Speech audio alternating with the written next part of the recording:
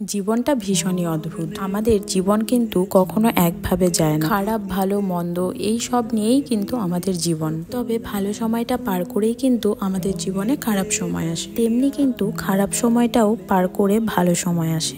জীবন কখনো একভাবে যায় না। যাই হোক, তোমাদেরকে তো ইন্ট্রোটাই দেওয়া হলো না। হ্যালো এভরিওয়ান, কেমন আছে সবাই? আশা করি সবাই খুব ভালো আছো। সকাল সকাল স্নান করে সোজা চলে আসি ঠাকুর ঘরে পুজো দিতে। সকাল বেলাটা ভুল হলো, আজ একটু লেটেই ঘুম থেকে উঠেছি। মা সকালে উঠে ঠাকুর ঘরের সমস্ত কাজই রেডি করে রেখেছিল। ফুল তোলা থেকে শুরু করে ঠাকুর ঘর মোছা, তুলসী তলা মোছা সবকিছুই মা কমপ্লিট করে রেখেছিল। তাই আমি বেশ সুন্দর করে পুজোটা দিয়ে ফেলি। আজকেও মা ঘর পরিষ্কার করবে, তাই ঘরের সবকিছু বাইরে এনে রেখেছে। একদিনে তো সব ঘর পরিষ্কার করা সম্ভব না, তাই আস্তে আস্তে সবগুলো কমপ্লিট করছে। রাখি পূর্ণিমাতে না আমার ছোটদা বাড়ি ছিল, আশা করি তোমরাও জানো। রাখি পূর্ণিমার ব্লগটাতে আমি বলেছিলাম গতকালই দাদা বাড়িতে এসেছে, তাই আর দেরি না করে আজই রাখিটা দাদাকে পরিয়ে দিলাম। আমাদের 4 বোনের মধ্যে 2 দিদি তো বাড়িতে নেই, আর আমরা 2 বোনই বাড়িতে ছিলাম।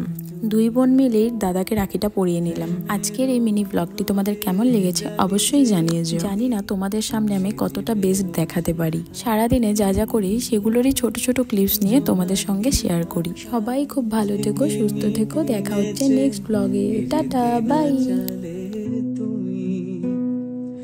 আপন হারায় উদাসী প্রাণে লহ গো